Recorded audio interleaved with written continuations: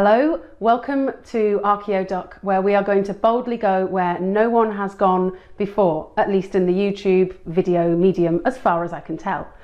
Today we're going to be talking about archaeology and Star Trek, and I'm absolutely thrilled to be joined by two of my really good friends, Lawrence Shaw and Derek Pittman, who are also behind the brilliant podcast Career in Ruins. If you haven't listened to it, you should definitely check it out. Welcome, Lawrence and Derek. Hey! Hi Chloe, how you doing? Good, it's really good to see you. I am very excited for today. It's very nice to be here, and it's quite alarming to know that our faces might be seen rather than just our sultry voices. The first question that I think we should all answer is perhaps quite a basic one, but how and where did you first discover Star Trek and your love of Star Trek? Star Trek for me was all about after school, getting home, do a bit of homework, watch The Simpsons on BBC Two, and then that followed on. It was either Star Trek or Buffy the Vampire Slayer, one of those two. These are the voyages of the Starship Enterprise. Its continuing mission to explore strange new worlds, to seek out new life and new civilizations, to boldly go where no one has gone before. Mine's incredibly similar. I had two older brothers and they were big Star Trek fans, so I kind of grew up with it around me from the original series into Next Generation. I do remember being at home and there being nothing on TV, for example, at the weekends, and we were bored, it was raining outside, and the first one I encountered was the original series, which, you know, this is back in the day when we had 4 channels to choose from.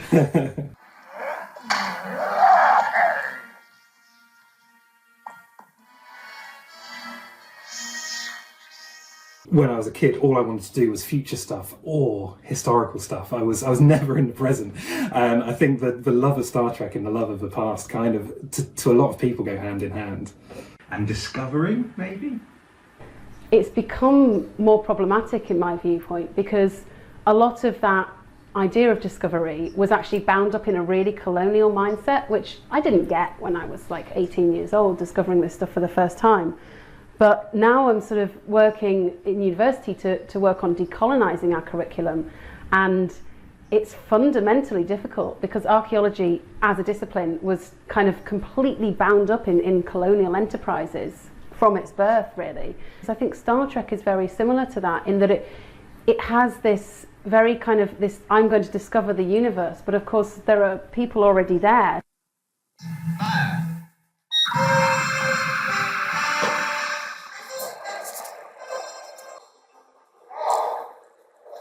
There is a very strange combination of positivity and this almost utopia of all living beings striving for the best possible outcome and equality and whatnot. But then, I'm sure we'll come on to this in a bit, but the role of archaeology in particular in that series is very much colonial, I think. And what about the Prime Directive? The Prime Directive is not to make contact with any civilization without warp capability, is that right? It's not to interfere with the internal natural development of an alien civilization.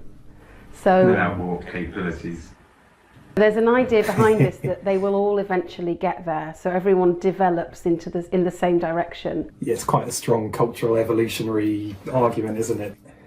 It's this idea that we all have the same end point, and you see that play out really clearly in Star Trek First Contact and some of the early Star Trek Enterprise episodes, where it's done more from the perspective of the humans being colonized or being brought up to date by the Vulcans. So there is an element of Star Trek wrestling with that.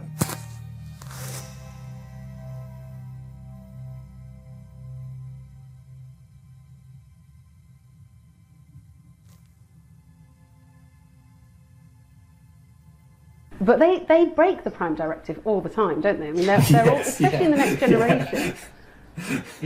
It's a prime sort of suggestion. Do you guys have a favourite archaeologist or anthropologist from the different series? I'm going to start with the one your brain goes to first, Captain Picard. It permeates his character. The past is everywhere in Picard. Picard's archaeology is one of constructing cultures and societies from the things they leave behind, the characteristic similarities in objects. The Kurlan civilization died out thousands of years ago. It is extraordinarily rare to find a figurine intact. Professor, this is an incredible find. It's yours, Jean-Luc. Whereas Sisko's is one of attempting to put yourselves in the shoes of the people in the past. I love Benjamin Sisko for many reasons, but I love the fact that he's got this commitment to the authenticity of the past. I think one of the questions we got on Twitter when we said we were going to do this was about how holodecks and replicators might affect kind of material engagement with the past. But Sisko is all about that. He doesn't like using the replicator. He likes to cook his own food. And, he's an experimental archaeologist in one episode, which I'd like to talk about later. You're both right there. He's good.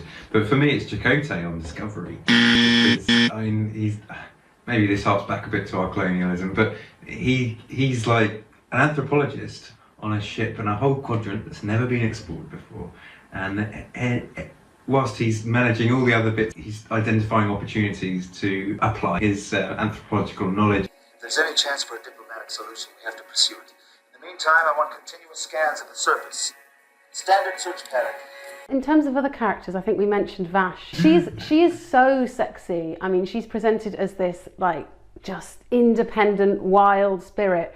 And she's also a terrible archaeologist. She's not even close to being an archaeologist. She is the worst archaeologist. I mean, she's basically a looter. She does things illegally. She does it for profit. And she randomly wears the colonial uniform de rigueur, which is the khakis and sometimes even the pith helmet. My new partner. Him. Why not?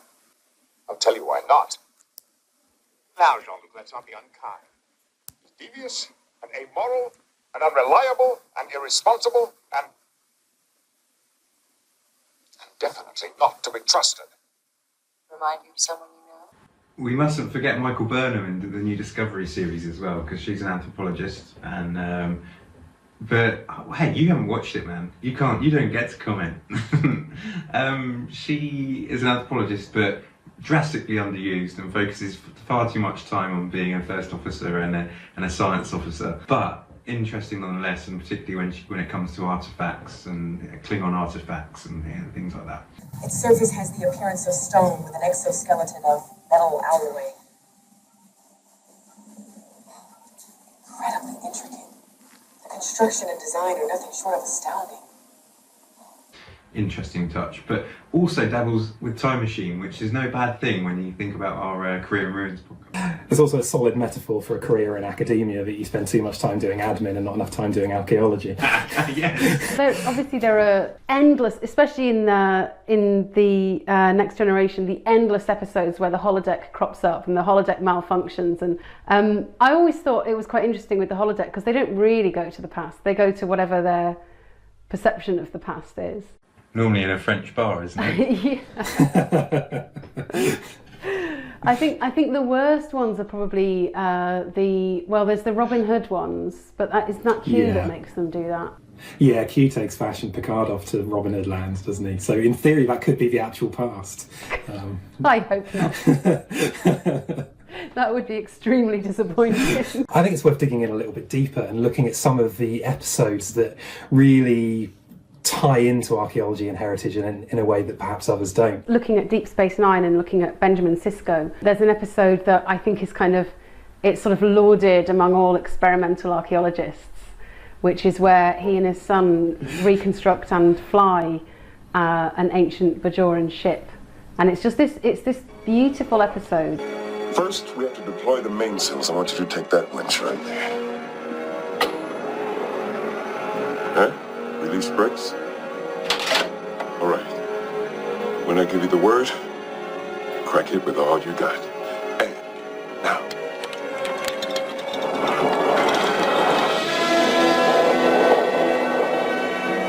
there's one scene in that episode where Sisko's building the ship, and someone comes in, I think it might be Dax, and mentions, why didn't you just use the replicator? You didn't have to bother with detail like this to prove that the ship is space-worthy.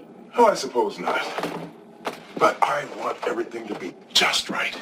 I recently read Thor Heyerdahl Aku Aku, and this is this amazing Nordic explorer that decided he had a theory that the South Americans colonised Easter Island, and he wanted to prove that you could sail from Chile to Easter Island on one of the traditional boats. He recreated this traditional vessel to cross the Pacific Ocean, following guidance from indigenous people, and went to set out on a journey that to see if it was possible.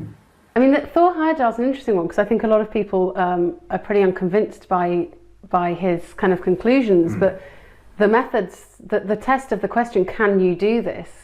You know, that's the thing with experimental archaeology. You're asking, is this possible? Yeah. And then everything else is interpretation on top of that. Two of the most powerful scenes to me in that episode are where Golda Kat, the leader of the Kardashians, It's the Kardashians, initially in the not the episode, Kardashians. That's gonna stay.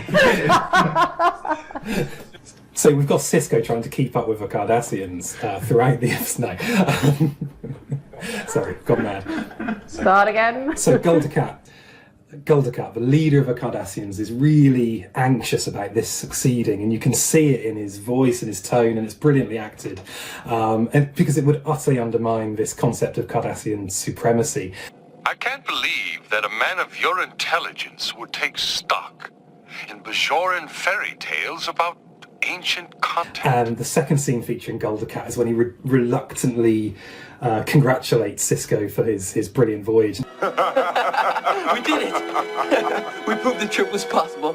I hate to interrupt your celebration, Commander, but I've been asked to convey a message from the Cardassian government. Your voyage is a testament to the spirit of the ancient Bajorans who first ventured out into space. It could not be more appropriate that your arrival coincides with the discovery here on Cardassia of an ancient crash site, a site that our archaeologists believe contains the remnants of one of the Bajoran vessels whose journey you have just recreated. What an amazing coincidence. Yes, isn't it?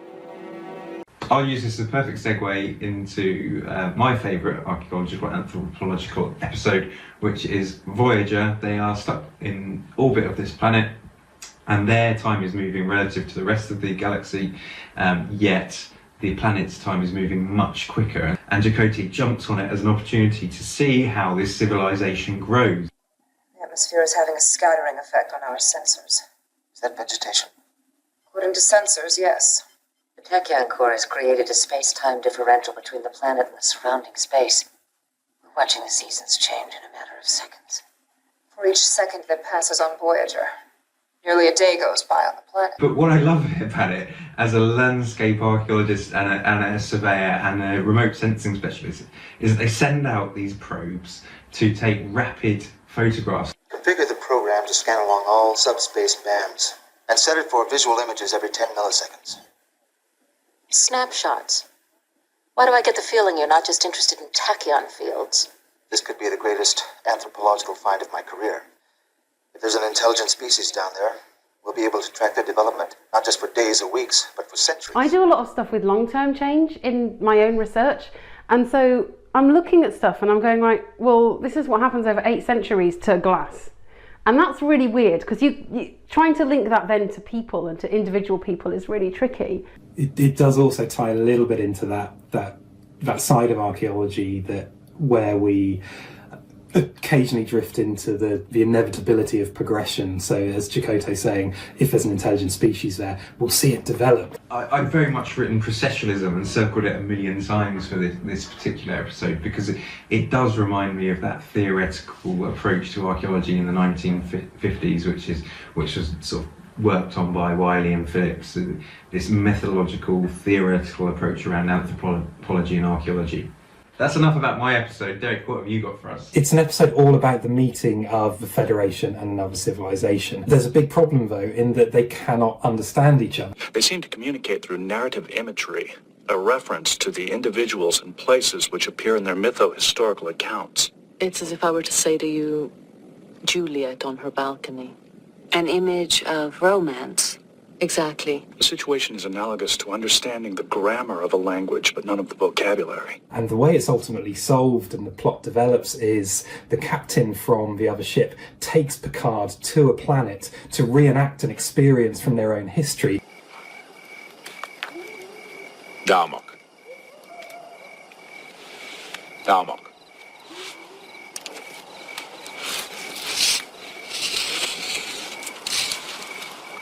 The ocean. Darmok on the ocean. A metaphor for being alone. And it's just a brilliant episode that you know the words, you know what they mean, and we can look at the past and we know what a spoon is, we know what a hairbrush is, but so the words are there, but the context and the wider backdrop to this is entirely alien. It's only when the understanding of context starts to creep in that the communication can start in a more meaningful way. I think we can all agree that Picard is one of the best captains going, if not the best captain going. But can we just take a moment to identify how crap an archaeologist he was? I think he was more of an antiquarian. I think he's an antiquarian. He's a collector. He is given things by Galen, and he's just like, oh yeah, thank you very much, I'll take that. The chase episode, unreal. Just like Professor What's-His-Chops turns up, Galen, here you go, this is yours now, and he doesn't wear any gloves. This has been, for me, just an incredible conversation, and one that I've been wanting to have for a really long time. So I have to thank you, Derek and Lawrence, for coming along and being a part of this. I don't think the conversation should be over. I think we've covered just a tiny scratch of the surface of all the things that we could have looked at. And we've had an absolute blast, yeah. Yeah, top work.